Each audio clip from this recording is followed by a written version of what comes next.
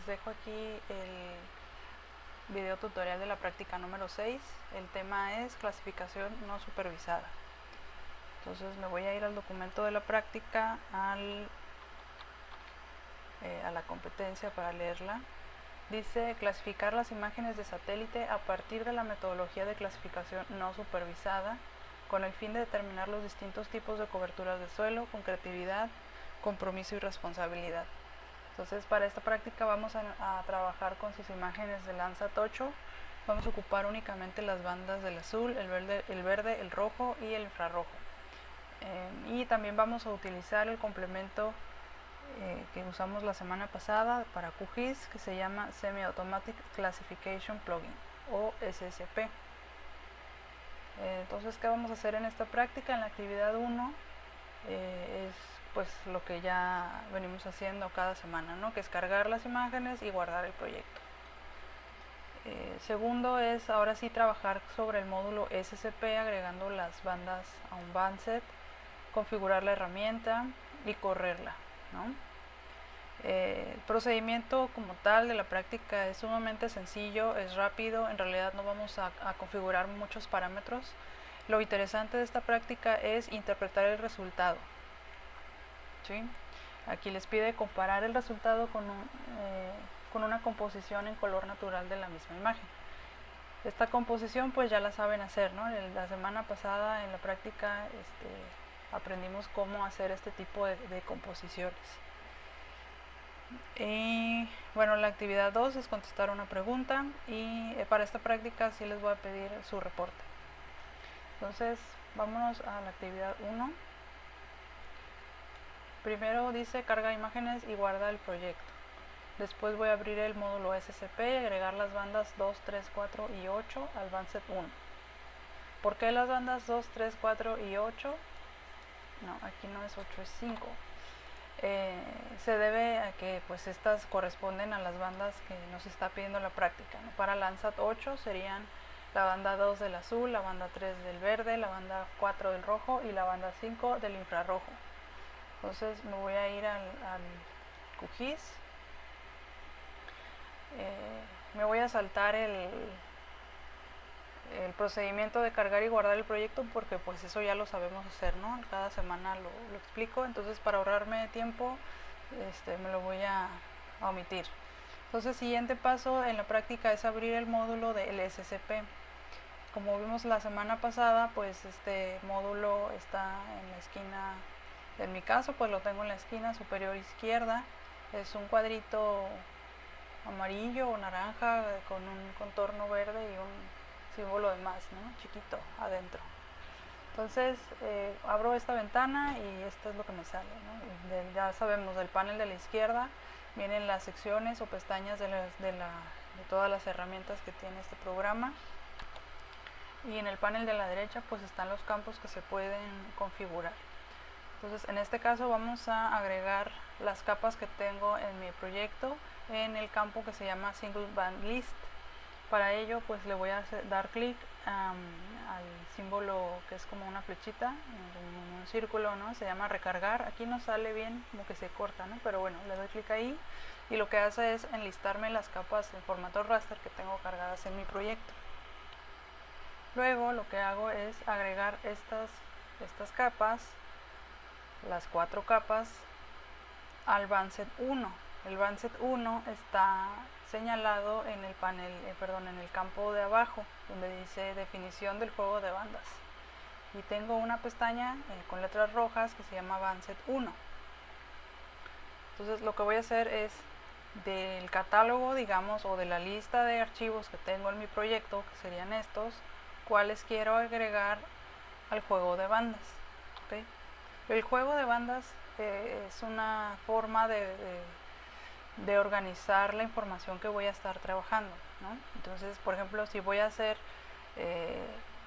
diferentes composiciones en falso color y quiero trabajarlas de forma separada, digamos, como por grupos, yo puedo ir armando varios bandsets o juegos de bandas en los cuales voy agregando únicamente las bandas que voy a ocupar en cada juego de bandas. ¿Okay? Puedo tener un juego de bandas con con los archivos, las capas 4 y 5, y luego otro juego de bandas con las capas 2, 3 y 4, otro juego de bandas con otra combinación de bandas, y así, ¿no? Entonces, como vamos a ver más adelante, este complemento justamente utiliza los juegos de bandas para realizar las diferentes operaciones. Entonces, una vez que yo entro en la herramienta que quiero aplicar, pues escojo el juego de bandas que necesito, ¿no? Entonces, en este caso, vamos a agregar las cuatro capas al Bandset 1. Eso lo voy a hacer seleccionándolas todas. Primero presiono la tecla Shift y luego selecciono con el mouse las capas que quiero. Entonces selecciono las 4 y luego presiono el símbolo de más. Ahí están. Entonces, una vez que presiono, se agregan acá abajo en el campo del Bandset 1 y listo, ya lo tengo. Ahora me voy a ir a la pestaña de Band Processing, que está aquí, ¿no? El lado izquierdo la localizo, le doy un clic y luego me voy a ir a la pestaña de Clustering. Le doy clic y entonces me muestra los parámetros que tiene esta herramienta en particular. Entonces vamos a hacer una clasificación por clusters o clases, ¿no? Y lo primero que tenemos que hacer en este caso sería seleccionar el juego de bandas o bandset con el cual voy a realizar el proceso, ¿sí? Entonces del lado izquierdo tengo este campo que se llama Select Input Bandset, ¿sí? Pues yo nada más tengo un bandset, solo configuré el bandset 1, ¿no? Si tuviera más, pues aquí podría escogerlos, ¿no? Siguiente campo que voy a configurar.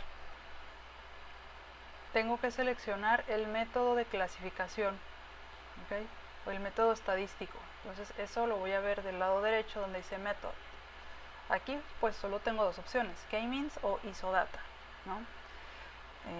En este caso pues vamos a usar K-means, así es, hay que dejarlo. Si no lo tienen seleccionado, pues denle clic. Siguiente campo que hay que configurar sería el número de clases, que sería este campo que está aquí.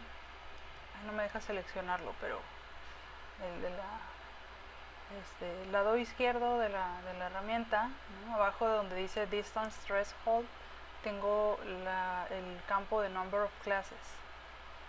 Allí lo vamos a dejar en 10, ¿no? Quiere decir que en nuestro nuevo raster solamente voy a tener 10 clases. 10 clases. Quiere decir que todos los píxeles que voy a tener en mi imagen van a tener 10 valores diferentes, no más. Cada valor va a representar una superficie distinta, ¿okay? ¿Cómo le va a hacer para determinar a qué clase pertenece cada píxel? ¿A cuál de esas 10 clases que yo voy a generar pertenece cada píxel? Pues va a utilizar el método que yo le dé, K-means o isodata, ¿no? Alguno de esos dos métodos estadísticos va a utilizar. Entonces aquí lo dejamos en 10. Siguiente campo que hay que configurar es el que está abajo, que se llama Max Number of Iterations. ¿Cuántas repeticiones tiene que realizar el algoritmo para terminar el proceso, ¿sí? Entre más iteraciones o más repeticiones yo le asigne al proceso, en teoría pues me va a realizar una clasificación más precisa, ¿okay? Lo digo así, ¿no? En teoría, y también pues podría uno pensar, bueno, pues le doy más, ¿no? Para que sea mejor. Pues no es tan simple, porque determinar el número de iteraciones va a depender en parte en el volumen de información que yo estoy manejando, ¿sí? Va a tardar más tiempo, va a generar más información. Eso puede darme problemas al momento de realizar el proceso en mi computadora, y dependiendo de la capacidad de mi computadora, ¿no? Entonces por ahora lo vamos a dejar también en 10. Y bueno, pues mencionar que estos parámetros, número de clases, número de interacciones, ¿no? También son parámetros que se pueden ir ajustando, ¿sí? Con prueba y error. O sea, lo corro así, observo el resultado y determino si es lo que me funciona. Puede ser que sean demasiadas clases, puede ser que sean pocas clases, puede ser que yo pueda jugar un poco con el número de iteraciones nada más para comprobar que los resultados son pues mejores con más iteraciones o quizás con menos, ¿no? Es que eso depende nuevamente de la aplicación del análisis, ¿no? Eh, por ejemplo, volviendo ahora que les mencionaba, ¿no? Si yo necesito determinar o eh, identificar la línea de costa, ¿no? Volviendo a ese ejemplo que mencionaba en los estiramientos, ¿no? No necesito gran detalle, pero necesito poder identificar entre cuerpos de agua y tierra, ¿no? Pues a lo mejor no necesito 10 clases, ¿no? O sea, me bastaría con tener 2 o 3 a lo mejor, ¿no? Si necesito analizar usos de suelo o coberturas de vegetación, por ejemplo, quiero saber dónde hay vegetación y dónde hay suelo desnudo o suelo con transformaciones, ¿no? Con superficies impermeables como pueden ser concreto, asfalto y demás, ¿no? Entonces, bueno, ahí ya puedo ir aumentando el número de clases, ¿no? Eso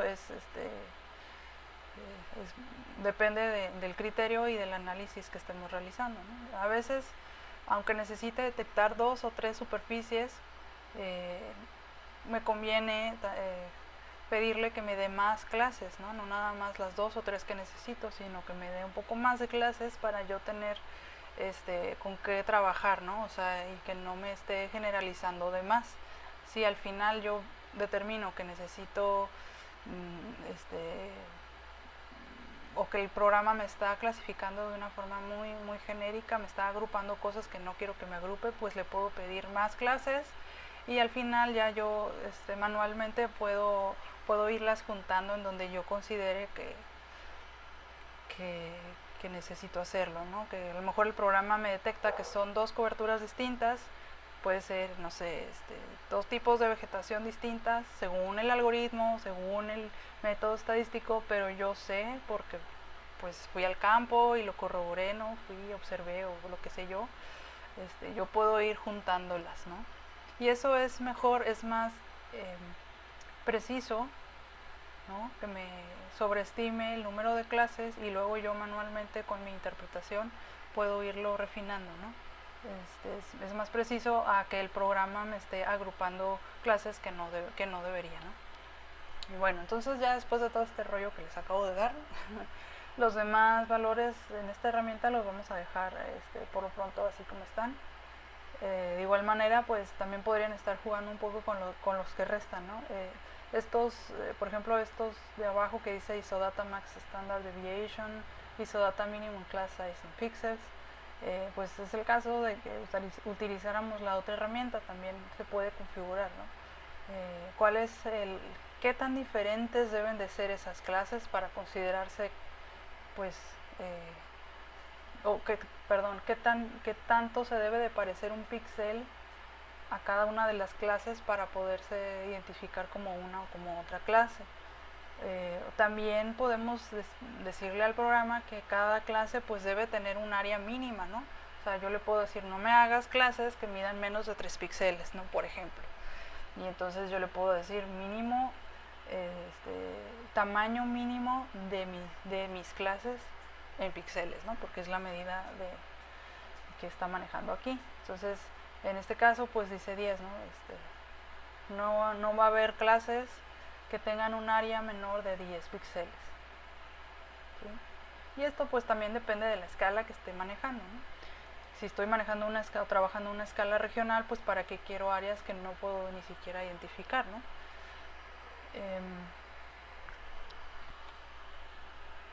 Esto de abajo pues tiene que ver con la sección que dice Seed Signatures, se refiere a cómo va a empezar a trabajar el algoritmo, ¿no? En la primera iteración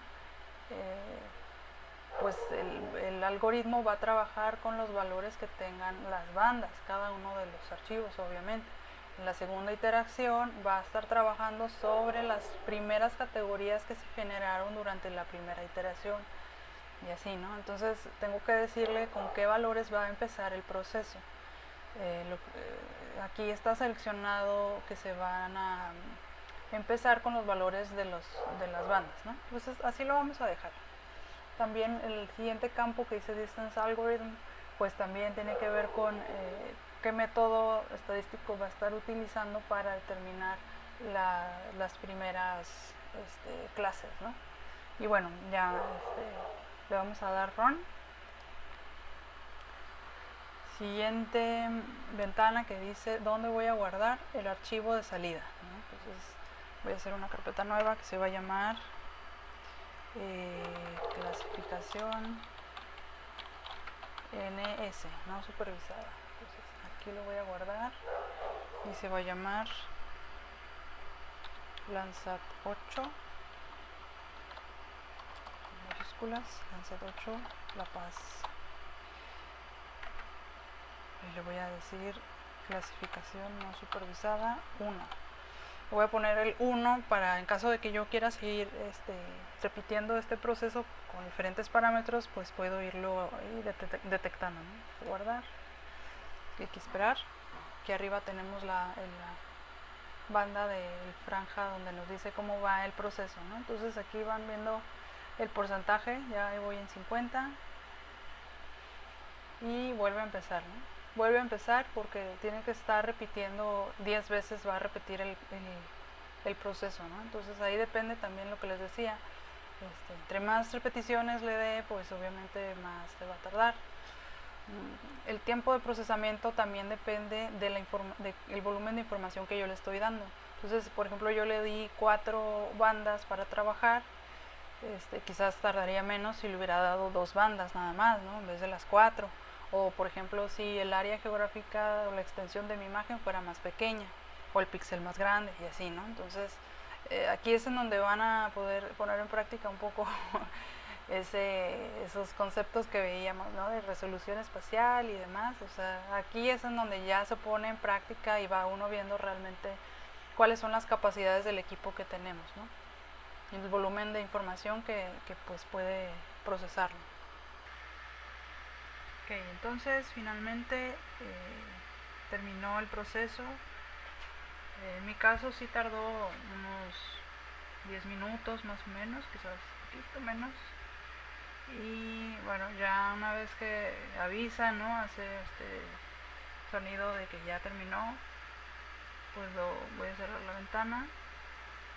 Ya puedo observar el resultado, ¿no? Entonces, para revisarlo voy a apagar primero las capas que no voy a ver, que serían las bandas de Landsat, y voy a desplegar la simbología de la capa que estoy viendo, que sería esta, ¿no? Este es el nombre que yo le di, L8 LP CNS1. Entonces, lo que estoy viendo aquí en la simbología sería el número que le asignó a cada una de las clases, ¿no? Recuerdan que yo le configuré que quería 10 clases, ¿no? Entonces aquí están categorías del 1 al 10 y me genera una extra que dice unclassified. Entonces acuérdense que la imagen contiene un área que no tiene información, ¿no? Que no me dice nada, y eso es como una especie de relleno, y eso pues lo puso en color negro, ¿no? Ok, entonces aquí es donde yo ya empiezo, aquí es en donde ya empieza lo interesante, porque aquí es en donde yo tengo que empezar a reconocer o identificar qué es lo que se está clasificando en cada uno de estos colores, ¿no? Entonces, si se fijan, pues las clases no tienen nombre, ¿no? O sea, no tiene el nombre de la cobertura que está representando, porque evidentemente el programa no sabe dónde, no sabe si el 1 es agua o es tierra o es qué es, ¿no? Ninguna de las clases lo tiene, porque el programa, ningún programa les va a identificar eso directamente, sino que simplemente, únicamente viendo los valores que existen en cada píxel es como va a determinar que una clase es distinta a la otra, ¿no? O sea, el programa lo único que está haciendo es que me está diciendo que de acuerdo al algoritmo o al método estadístico que yo escogí, la clase 1 es diferente a la 2, de la 3, de la 4 y así, ¿no? Cada una de las clases es estadísticamente diferente de acuerdo a los parámetros que yo establecí en un principio.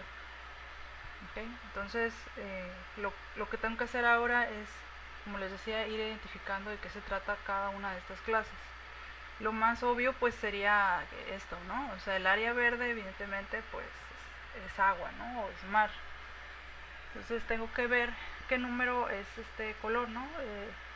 Lo que pasa que en mi simbología, si se fijan, tengo varios tonos de verde. Entonces tengo que identificar cuál será, ¿no? Creo que es el 10.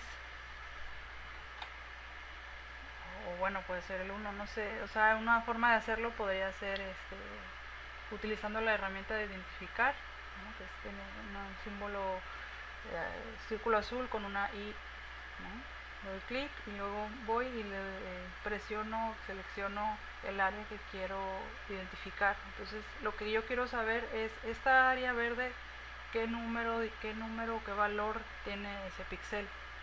Entonces, ok, me está diciendo que la capa L8, que es la que yo quiero, la banda 1, pues no es que sea la banda 1 o así se llame, sino que pues en esa capa solo tengo una banda, no es una composición ni una combinación de bandas, ¿no? Solo tengo una banda. Me está diciendo que el valor de ese píxel en esta capa es de 1. Ah, ok, entonces no es el 10 como yo pensaba, porque lo veía así, ¿no? Rápido. Entonces quiere decir que el 1 es mar, ¿no? Yo puedo cambiar el nombre de esa clase. ¿Cómo lo haría? Pues cambiando el nombre de las etiquetas, ¿no? Entonces le voy a dar clic derecho a la capa, me voy a ir a las propiedades, me voy a ir a la sección de simbología, luego voy a seleccionar el valor 1 que tiene un color verde, clic derecho, cambiar etiqueta y le voy a decir que esto es mar, ¿no? Aquí mismo le puedo cambiar el color, ¿no? Si quisiera, le doy doble clic al color y pues selecciono un color azul, por ejemplo, ¿no? Porque pues es mar y lo quiero ver azul para detectarlo, identificarlo súper rápido, ¿no? Entonces ahí busco un color azul, le doy a aceptar y aceptar. Listo, entonces ya sé que el valor 1 corresponde a mar. Inclusive sería una buena idea dejarle el valor, ¿no? Le puedo decir aquí que en la etiqueta diga 1-mar para acordarme que los píxeles como el 1 me están identificando el mar. Ahora, algo interesante que me estoy observando aquí, se fijan que en el área que es tierra también veo algunas zonas en azul. Me voy a acercar hasta estas zonas. Miren. ¿Sí? Entonces hay que tener cuidado también o estar consciente de que estos píxeles o estas clasificaciones, perdón, no son perfectas. O sea, a veces identifica elementos que no corresponden a lo que es en realidad, ¿no? Entonces, ¿por qué sucede? Pues porque sus características o las propiedades de esas superficies tienen características similares, ¿no? Al momento de registrar la energía que reflejan, ¿no? Reflejan de forma similar, entonces puede estar el algoritmo confundiéndolas, ¿no? Porque se parecen, ¿no? Entonces, a veces este tipo de cosas pudiera ser, ¿no? Se me ocurre que a lo mejor hay cuerpos de agua en esta zona. Aquí hay zonas altas, ¿no? Con sierra y pues podría haber zonas con cuerpos de agua. Sin embargo, pues para determinarlo yo tendría que tener un conocimiento por lo menos general de la zona. Si no lo tengo, pues tendría que haber ido al campo ese día, ¿no?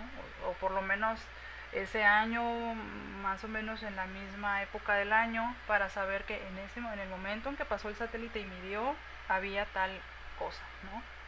Entonces, o de plano yo puedo decir, no, es que esa zona pues no hay cuerpos de agua en el caso, ¿no? O sí los hay, pero son más pequeños y están ubicados en sitios muy específicos, ¿no? Entonces, ahí lo que toca es hacer lo que les decía, una limpieza, digamos, del resultado que estoy teniendo con esta clasificación.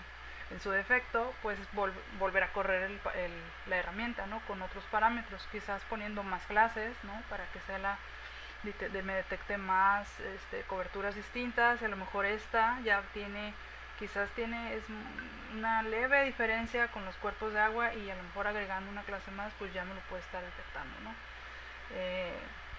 Ok, entonces así me voy a ir con las demás clases, ¿no? Entonces, siguiente clase que puedo detectar quizás es este color rosado, ¿no? El rosa un poco más oscuro. Nuevamente, pues yo necesito conocer el área, necesito tener por lo menos un contexto de lo que existe ahí, qué tipo cuántos ecosistemas existen, si tienen cobertura vegetal, qué tipo, si es densa, si no es densa, a lo mejor es una zona árida, con una extensión muy grande de suelo desnudo, a lo mejor, etcétera, ¿no? Entonces, en este punto es muy útil tener, por ejemplo, la combinación o una imagen de referencia, ¿no? Por eso la práctica les pide que tengamos a la mano la imagen en color natural, ¿no? Para poder estar comparando y estar viendo esta imagen contra la de color natural. Ahora, podría ser muy fácil pensar, bueno, pues me voy a Google Earth y en Google Earth reviso qué hay, ¿no? Para saber qué significa o qué tipo de cobertura me está detectando cada color. Entonces, pues no es tan sencillo porque Google Earth lo que hace es armar un mosaico de imágenes para poder representar una zona, ¿no? Entonces, ojo, Google Earth, a menos de que uno le asigne la fecha, que Google Earth, no sé si lo han usado, tiene una herramienta para asignar la fecha de las imágenes, ¿no? Y yo decirle, bueno, pues muéstrame imágenes nada más del 2010 el año que yo le diga, ¿no? Entonces, solamente si yo puedo en Google Earth asignar una fecha y estoy segura de que la imagen que estoy viendo corresponde a la fecha, a una fecha muy similar a la imagen Landsat que estoy viendo con mi clasificación, con cualquiera que yo haya hecho, entonces puedo usar Google Earth como referencia. De lo contrario, no, porque estaría viendo imágenes en tiempos distintos. Y como ya saben, pues dependiendo la época del año o de los procesos que hayan ocurrido en ese tiempo, pues va a ser la cobertura que se va a ver de cierta forma, ¿no? Si yo, voy a poner un ejemplo muy obvio, ¿no? O sea, si yo quiero comparar esto que tengo contra una imagen en donde ocurrió quizás un incendio, por decir, ¿no? Un incendio muy grande, pues en la imagen de referencia se va a ver distinto. Obviamente voy a estar viendo zonas con cicatrices del incendio, a lo mejor, con zonas con coberturas que no van a corresponder a lo que yo estoy viendo aquí, ¿de acuerdo? Entonces, la imagen de referencia que tenemos que utilizar es la de color natural de esta misma, ¿no? Preferentemente, de mi imagen Landsat. Entonces, lo que tengo que hacer es armar una composición en color verdadero. Si recuerdan, en la clase pasada, pues aquí mismo en el módulo del SCP puedo generar la imagen en color natural. Entonces, ¿qué tengo que hacer? Bueno, pues aquí a lo mejor puedo generar un nuevo Vanset, ¿no? Aquí en el símbolo de más, ¿no? Es como varias capas, un símbolo de más. Doy clic y genero un nuevo Vanset. Ahora voy a generar Vanset 2 y quiero las tres primeras bandas, ¿no? La de azul, verde y rojo. La selecciono, con el mouse selecciono una, luego presiono la tecla de Shift y luego selecciono las demás imágenes, le presiono el símbolo de más para que se agreguen al Vanset 2, ahí están. Ahora corroboro que estén en el orden correcto. ¿Se acuerdan cuál era el orden para la composición en color natural? Entonces ahí ya las puse en orden y luego selecciono aquí crear raster virtual de juego de bandas, le doy clic en Run, selecciono el directorio en donde se va a guardar. El directorio, acuérdense, aquí arriba dice directorio, aquí no me está preguntando el nombre del archivo, entonces nada más me meto al directorio que quiero, le digo seleccionar carpeta y listo. Voy a cerrar esto, ya tengo mi imagen de referencia. Entonces lo que tengo que hacer aquí pues es prender y apagar, para estar observando qué es lo que estoy viendo, ¿no? Entonces, ¿qué significan, por ejemplo, esas zonas en azul? Entonces, ahora sí que en mi análisis rápido lo que estoy observando de esas tonalidades azules que están en tierra parecen que son las laderas con orientación norte, por ejemplo, ¿no? De las montañas de la cordillera esta que tengo aquí. Se fijan que esas manchitas blancas justo están en esta zona donde está en la parte central de la península, ¿no? ¿Qué más estoy viendo? El color rosa que les decía, el color rosa más intenso, me parece que es podría ser el 2 o el 6, no sé, vamos a preguntarle. Información, coloco el mouse, perdón, me voy a acercar para asegurarme de que voy a picar el color rosa que quiero ver. La ventana de información me está dando el valor pero me está diciendo cuál es el valor de la capa de la composición. Miren, LC08L1TP se corresponde a la capa que está arriba, que obviamente pues tiene 3 bandas porque es la composición, ¿no? Pues eso no es lo que quiero ver, yo quiero ver el valor de la de la clasificación. Entonces, ¿cómo le puedo hacer? Aquí le puedo cambiar el modo, ¿no? El modo en el que estoy seleccionando con el cursor. Entonces le puedo poner, por ejemplo, selección de capa, vuelvo a intentar poniendo el mouse en el color rosa. Ahora sí, me va a dar el valor de la capa L8LP, que es la que quiero, es la clasificación que acabo de hacer, y me dice que el valor del píxel en esa capa es de 2. Entonces, ok, estaba bien, estaba viendo el 2, ¿no? Acá está, píxeles con valor 2. Es este color rosa. ¿Qué es ese color rosa? A ver, voy a prender la imagen de referencia. Okay. Puedo ver que aparentemente son zonas con algún tipo de vegetación, alguna cobertura vegetal, ¿no? Me voy a acercar un poco más a alguna zona, por ejemplo, vamos a ver aquí. Voy a prender nuevamente y observo, ¿no? Observo que está dando un tipo de vegetación o un tipo de cobertura que pues en mi imagen de referencia se ve con un tono verde, por eso yo puedo pensar que es vegetación, ¿no? Y que es diferente a este otro tono que está acá. Entonces, por lo pronto, de momento yo no sé qué tipo de vegetación es, ¿no? Lo que voy a hacer es, su etiqueta le voy a poner vegetación 1.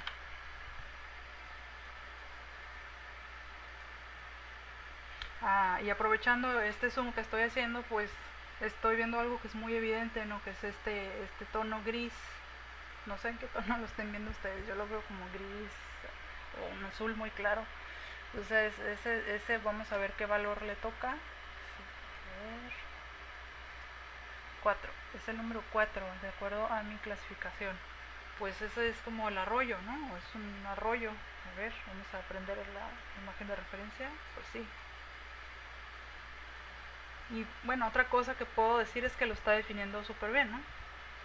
Es decir, este método, esta clasificación que estoy haciendo me funciona muy bien para definir los arroyos. Miren cómo los identifica, ¿no? Voy a moverme un poco. Arroyo. Pues eso es muy fácil de interpretar porque pues conocemos esas formas sinuosas, alargadas, delgadas de los ríos y arroyos. Me voy a acercar en esta zona de aquí, serían los cabos, ¿no? Ahora estoy viendo que la superficie de arroyo, de acuerdo al algoritmo, me la está identificando igual que la superficie que la tengo del lado izquierdo. Voy a prender la imagen de referencia para ver qué es eso, ¿no? Ok. Bueno, yo pues ya sé que en esa zona, pues esa es una ciudad, son Los Cabos. Entonces yo ya sé que esa superficie es una zona urbana, ¿no? Evidentemente pues no es un arroyo. Además puedo verlo por las formas que estoy viendo, ¿no? O sea, estas formas rectas, ¿no? Cuadradas, ¿no? sigue el mismo patrón que tienen los arroyos, por lo tanto ya simplemente por eso pues ya podría, si yo no conozco la zona pues ya tendría mis dudas, ¿no? O sea, digo, pues esto no es un arroyo. Si me alejo un poco, cambio la escala en la que estoy observando, pues es más fácil de identificar. Ven cómo tiene estos ángulos rectos, ¿no? Pues son característicos de las superficies transformadas, superficies urbanas o agrícolas, ¿no? Entonces Yo ya sé que aquí el algoritmo o la clasificación me está confundiendo las superficies impermeables, probablemente tipo construcciones, casas, concreto, etcétera, con la superficie de suelo desnudo, tal vez, ¿no? O sea, los arroyos aquí pues tienen un tipo específico de sedimento, de suelo, que se parece en sus propiedades de la energía que está reflejando, se parece a las de la ciudad, ¿no? Entonces, ¿qué voy a hacer? Aquí en la etiqueta le puedo poner arroyo, así de momento le voy a poner el 4 arroyo y urbano le voy a poner. No tiene mucho que ver una cosa con la otra aparentemente, pero es que el algoritmo el método así lo está identificando, ¿de acuerdo? Y así me voy a ir con todos, ya le voy a parar aquí porque pues así me puedo ir para las 10 clases y creo que no es necesario, tal vez con estos ejemplos es suficiente, y si no pues me dicen. Eso es lo que hay que hacer, ir interpretando clase por clase. Ya ustedes obviamente pues van a estar viendo otra zona con otro tipo de coberturas, ¿no? Que tendrán que ir deduciendo qué es, ¿no? No es el propósito de esta práctica que ustedes identifiquen perfectamente todo, ¿no? Se entiende que, como les decía, este proceso de clasificación y de revisión e interpretación de los resultados pues requiere de un conocimiento pues mínimo de la zona, ¿no? Entonces, pero sí que ustedes practiquen esta habilidad de interpretar lo que estoy viendo, ¿no? Como en mi resultado de una clasificación no supervisada. Ya quedan ustedes si quieren seguir practicando con el método. Pueden, por ejemplo, reducir el número de clases o aumentar el número de clases para ver qué sucede, y ya elijan uno, ¿no? Si solo hacen uno, pues trabajan con ese. Si hacen varios, pues elijan uno para realizar la interpretación, para que esa sea lo que ustedes presenten en su reporte. Entonces, me voy a ir al documento Word, gráfica 6.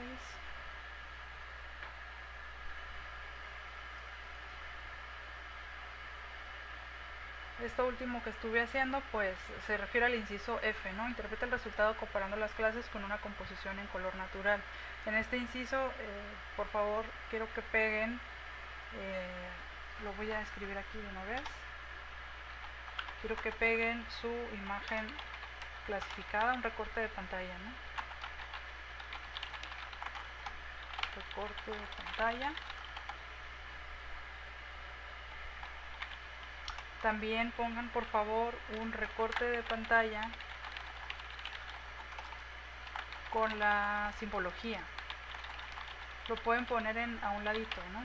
Para yo al momento de ver su resultado pueda interpretarlo, pueda ver cómo lo interpretaron ustedes, ¿no? Si yo voy a ver que la clase 1 de color verde corresponde a X, la clase 2 que tiene color morado corresponde a otra cosa, ¿no? Entonces, eso es lo que necesito que pongan aquí, y obviamente pues, bueno, sí le voy a poner 3, una descripción de la imagen clasificada.